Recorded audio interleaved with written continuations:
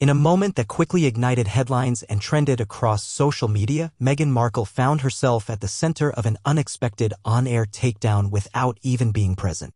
During a segment on Live with Kelly and Mark, co-hosts Mark Consuelos and Kelly Ripa launched into a brutal, unscripted roast of Markle's much-hyped culinary skills, describing a dish attributed to her as unbelievably salty and weirdly overthought. Though the Duchess of Sussex was nowhere near the set, her name dominated the discussion and not in a flattering light. The spark came innocuously enough. The show's producers had reportedly prepared a recipe inspired by Markle's lifestyle blog Days, an old favorite she once claimed to have cooked for Prince Harry during their early days of dating. Meant to be a lighthearted, royal-adjacent segment, the tasting quickly went off-script as both hosts visibly struggled to enjoy the dish. "This is salty," Kelly said, politely trying to mask her distaste. Mark, less filtered, added, "This tastes like someone Googled flavor and just added every spice they could find.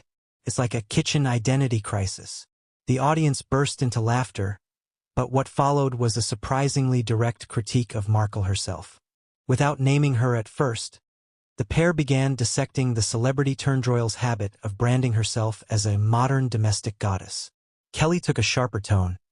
"There's this whole image: candles, cashmere, handwritten notes, lavender lattes. But this isn't Julia Child. This is someone who read half a cookbook and thought they were ready for chef's table." The clear subtext: Meghan Markle, despite her carefully curated image, might not be the authentic lifestyle icon she projects. What made the moment even more biting was the contrast between Markle's self-presentation and what was on the plate.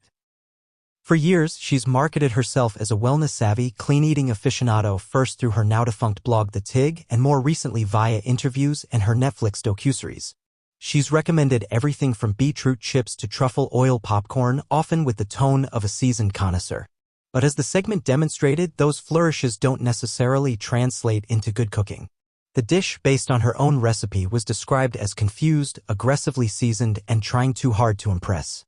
More damning still, Mark and Kelly didn't shy away from addressing the broader Meghan Markle brand, one that many critics say is all surface and no substance.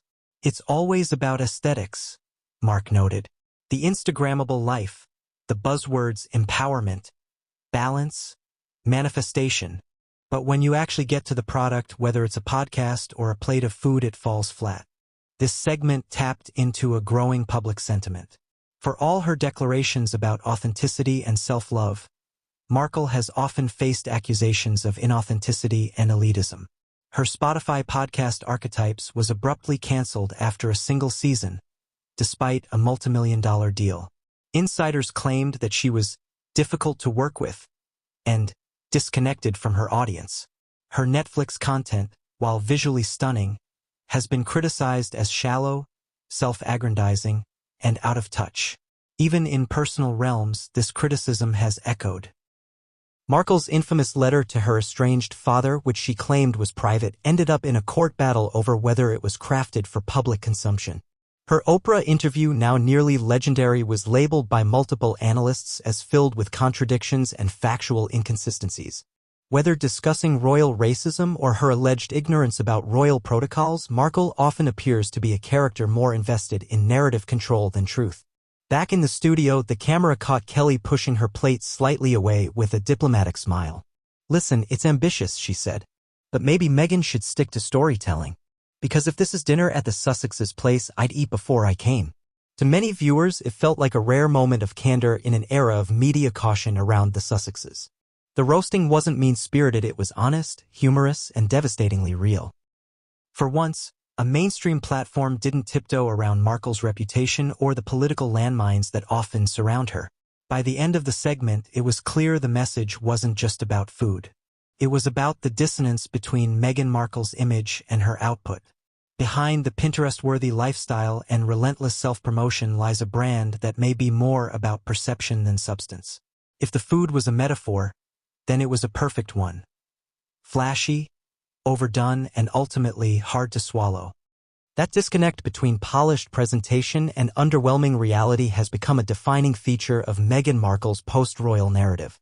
Time and again, whether it's a podcast that fizzles after lofty promises or philanthropic efforts overshadowed by PR optics, Markle's ventures seem to follow a similar arc: intense hype, aesthetically curated rollouts, and underwhelming delivery.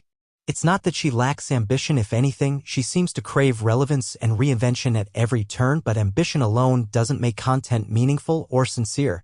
Critics argue that she's trapped in a performance loop, constantly projecting an image of purpose and virtue without backing it up with substance. It's style over substance, brand over reality, like a perfectly plated dish that tastes like nothing.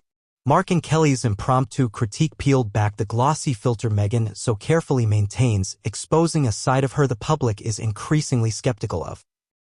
The influencer Duchess, who might be better at curating moments than living them authentically. And in today's culture, where audiences are craving raw truth over rehearsed elegance, that disconnect could be her undoing. The fact that a simple cooking segment could provoke such a clear reaction speaks volumes, not about the recipe, but about the growing appetite for transparency Meghan still fails to satisfy.